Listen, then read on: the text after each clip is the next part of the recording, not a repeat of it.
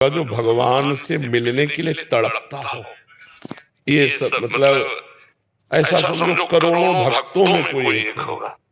भजन कर लेना, खा पी के सब वो बैलेंस बना के चल, भगवान के लिए तड़पना मतलब इस बात पर जरा आइए, जैसे भूख से कोई तड़प रहा है, प्यास से कोई तड़प रहा है, ऐसे वो भगवान के लिए तड़प रहा है। ये तो करोड़ों भक्तों में, करोड़ों संसारी पुरुषों में नहीं, करोड़ों भक्तों में कोई एक ऐसा होगा जो तड़प रहा है हृदय से। थोड़ी देर रो के आंसू दिखा देने बात अलग है। मान लो हम रो रहे हैं, चर्चा भगवान की चल रही और चिंतन कोई और चल रहा है, अंदर से चिंतन चल रहा है किसी दुखद घटना का संसारिक, और उसके प्रभाव से हम रो रहे हैं और सामने दिखाई दे रहा है कि कितना बड़ा भगत है, भगवान की चर्चा में रो रहा है। ऐसा नहीं है। भगवान के लिए तड़प करके जो रो रहा है, सतरत सतरत सा लोकाम तारयति, वो स्वयं तर जाता है, स्वयं तर जाता है, लोगों को तार देता है। तो ऐसा भक्त कोई बिरला ही होता है। तो क्या प्रश्न है? मर्जी कह रहे हैं कि काफी बार मर्जी आपको देखा कि कोई पद चल रहा है, नाम चल रहा है, श्री जी के किसी दिन सुनते ही आप श्री के नेत्रों से अश्रु प्रवाह होने लगता है। मर्जी ये प्रेम का कैसा स्वरूप है? खास बात नहीं, आंसू तो बहुत लोग डालते रहते हैं। अब हमारे प्रभु की चर्चा और मेरे प्रभु है, उनके लिए वो खास बात अंदर की होती है, बाहर नहीं। खास बात जैसे कोई दिल को मसला करे, शायद इसको ही इश्क कहते हैं। इसको माने प्यार, उर्दू में उसे इश्क कहते हैं, हिंदी में उसे प्रेम कहते हैं। तो शायद जैसे हमारे दिल को कोई मसला करे, हे प्रभु कब मिलोगे, हाँ नाथ, क्योंकि अब आपके सिवा कोई है नहीं। पूरा जीवन हो गया आपके लिए, जीवन की शाम होने जा रही, अब भी नहीं मिलोगे, कैसे मिलोगे, कब मिलोगे? अब वो विकल हो गया, अब रोना आ गया, अब अंदर ही अंदर तड़प रहा, गंभीर शांत है, अंदर अंदर तड़प रहा। अब वो जो अंदर कुछ होता है उसे प्रेम कहते हैं।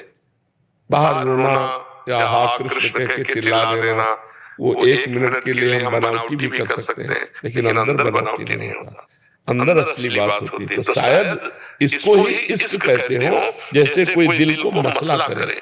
जो मैं ऐसा जानती प्रीति के दुख होए, नगर ढिंढोरा पीटती यदि प्रीति न करियो कोई। मीरा जी कह रहे, अगर मैं ऐसा जानती कि प्रीति करने से ऐसा दुख होता है, मैं पूरे नगर को बोल देती प्रेम मत करना कृष्ण से, क्योंकि वो पीड़ा सहन करना मुश्किल होता है। दरस बिन दुख न लागे नैन, जब से तुम बिछड़े पिए प्यारे, कबहु न पायो चैन, दरस बिन दुख न लागे कृष्ण हा पति पाव। वो अंदर का विषय है, बाहर से मौन बैठा है, अंदर से प्रेम का कोई बाहरी लक्षण नहीं है। ये जैसे कम पा जाना, रो देना, ये तो किसी और कारणों से भी हो सकता है। वो अंदर का विषय है, अनुभव स्वरूपम सूक्ष्मतरम प्रतिक्षण वर्धमानम कामना रहितम। जो प्रेम का स्वरूप है, कोई कामना नहीं, सूक्ष्म से सूक्ष्म, केवल अनुभव में आने वाला और प्रतिक्षण बढ़ता रहता है प्रेम। ये भगवान की कृपा से मिलता है किसी भाग्यवान को। महाराज जी, अगर मेरे शरीर की अवस्था 18 वर्ष है तो माता पिता के आश्रित है, तो इसमें सबका आश्रय छोड़ के प्रभु का आश्रय सिर्फ कैसे? अंदर से माँ में प्रभु, पिता में प्रभु, छोड़ना थोड़ी, उसी में और मानना है।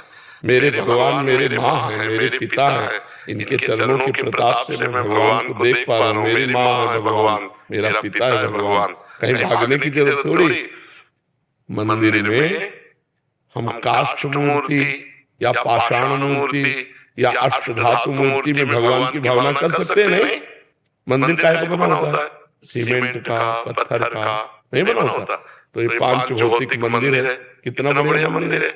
और इस मंदिर के गर्भगृह में, हृदय में भगवान वास करते, सबके हृदय। अच्छा तविकारी, अगर हम अपनी माँ में भगवान को देख पाए, अपने पिता में भगवान को देख पाए और बूढ़े माता पिता की सेवा कर पाए, तो मुझे लगता है इससे बड़ा मंदिर में जाकर सेवा करने की जरूरत नहीं पड़ेगी। वही भगवान मिल जाएंगे। अपने माता पिता को छोड़ दे और वो बूढ़े हैं, अब उनकी सेवा नहीं हो पा रहे, और मंदिर में जाकर दूध चढ़ाओ तो तुम्हारा कल्याण नहीं होने वाला, कल्याण नहीं होने वाला। समझ रहे ना? कुछ छोड़ना नहीं है। भगवान जो है उनको पहचान लेना है, उन्हीं का आश्रय लेना है। माँ में भगवान, पिता में भगवान। नहीं, जब भगवान चले जाते हैं तो देखो माता पिता के शरीर को जला दिया जाता है कि नहीं, या किसी के शरीर को जला दिया जाता है। आदर तो हम भगवान का ही करते हैं। अंदर से भगवान चले गए तो फिर शरीरों का आदर नहीं करते। कोई भी हो, कितनी देर लगाए रहोगे छाती से? आखिरकार ये कहना ही पड़ेगा पैसा देके कि जला दे भाई इस शरीर को। क्यों? क्योंकि वो चले गए और वो जो थे वो भगवान थे, सब में भगवान बैठा।